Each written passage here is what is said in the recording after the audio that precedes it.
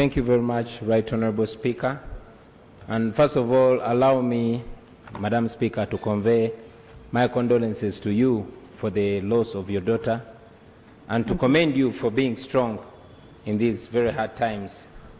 Madam Speaker and honorable members, I'm addressing this Parliament for the first time since the 14th January presidential elections, which were marred by massive rigging.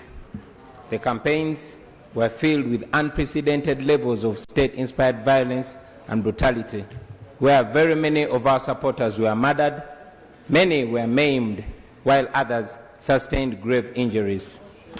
That happened before the election, during and after the elections. Madam Speaker, I've given this background to speak to the danger that we face as a nation. Government institutions have been reduced to serving the interests of an individual instead of serving the people. This Parliament, therefore, Madam Speaker, has the opportunity to present its image and indeed to present itself to the people of Uganda as a Parliament that has the interests of the people of Uganda.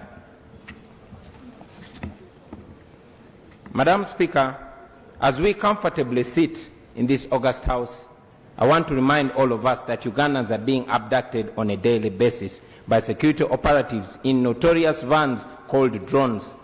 They are being held in unknown detention centers, in military barracks, and indeed in many unknown places, torture chambers across the country.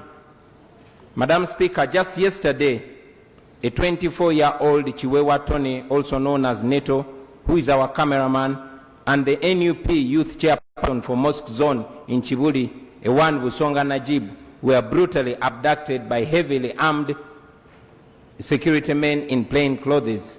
The abductions were on camera, Madam Speaker. Those that have been lucky to come out alive, Madam Speaker, they have spoken of how they've been subjected to unspeakable torture and brutality while in detention. Some of our people have been castrated, Madam Speaker. Yes, they've been castrated. Others have had their eyes and fingernails plucked out. Their limbs have been broken, and they've been subjected to advanced forms of torture like waterboarding and electrocution. Madam Speaker, several of our female supporters have been raped in detention. Many of our other supporters, like Roger Semakula from Mukono district, have shown up dead, murdered by the state. Only yesterday, Madam Speaker, a man called Luca Fabian, who was kidnapped from Arua, badly tortured and dumped in Nakawa, passed away, and he will be buried in Arua tomorrow. We wonder, Madam Speaker, if we have a constitution in this country. What happened to the requirement to have arrested persons presented before the courts of law within 48 hours? What happened, Madam Speaker, to the prohibition against torture, which is a non-derogable right? Why are our civilians being tried in military courts? Why are they being charged in the absence of their lawyers and relatives, Madam Speaker? Today, it marks 71 days since my entire campaign team was arrested and imprisoned in Chitalia on bogus charges. And they were being tried, they are still being tried in military courts. After being granted bail, Madam Speaker, they were again rearrested by the military, taken through grave torture sessions, and we wonder why political prisoners, Madam Speaker, who are civilians, are being tried in military courts. General Museveni came out and acknowledged that it is indeed on his orders that these civilians, our supporters, have gone missing. I want to imagine, colleague members, that no matter what political party you support in this House, no matter what political persuasion you belong to, I want to believe that we'll all understand that the Constitution provides for the presumption of innocence before being proven guilty. President Museveni has therefore convicted our people and sentenced them to grave torture and long periods of detention without fair trial. So we wonder, Madam Speaker, how long this is going to continue. while we are comfortably sitting here.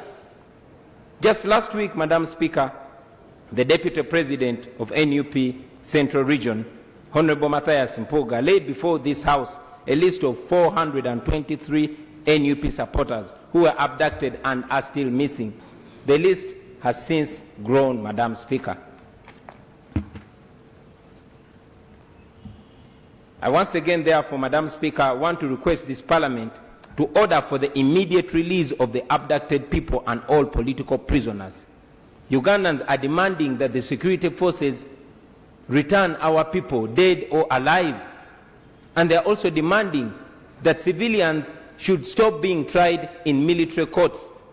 And secondly, Madam Speaker, I know that General Museveni might ignore this resolution if it is passed in this Parliament, just like he has ignored very many resolutions of this Parliament in the past. But at least let this Parliament go on record and be known to stand with the people of Uganda in very hard and humiliating times like this. Honourable members, it is in the interest of this Parliament to take lessons from our own history as Uganda, because this country has been in a similar situation before. In 1980, an election was rigged. It was rigged using the army and other security forces. President Museveni castigated the courts of law of that time, and he said they were being used by President Obote to give a semblance of legitimacy to the unpopular regime. Ugandans were disappearing and being kidnapped in what was called Pandagari then. Today, Madam Speaker and honourable members, in 2001, 40 years later, we are back to that point or even worse. We all know it. Even peaceful demonstrations are not allowed, they are criminalized. Peaceful demonstrators are being treated like armed rebels. So this Parliament, Madam Speaker, under you, can rise to the occasion and distinguish itself by standing with the people of Uganda. We have the opportunity to stand on the right side of history, Madam Speaker, because if this Parliament does not, then we shouldn't be surprised when the people of Uganda rise to the occasion and evoke Article 3 of this Constitution to restore constitutionalism. Madam Speaker, I am not sure how many more times I'll have the opportunity to address this Parliament as a Member of Parliament. Hopefully the next time I address this Parliament, I'll be President. But I want to remind all of us, honourable members, that we can choose either to be seen as a Parliament that does not care about the people, or to be seen as a Parliament that is indeed elected into these positions to stand and protect the rights of our people. I thank you, Madam Speaker. Thank you very much, Honourable Member. As far as your being in the House is concerned, you are a member until the 10th Parliament expires.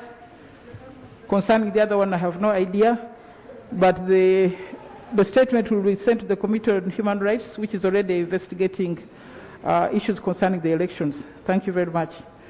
Item 3.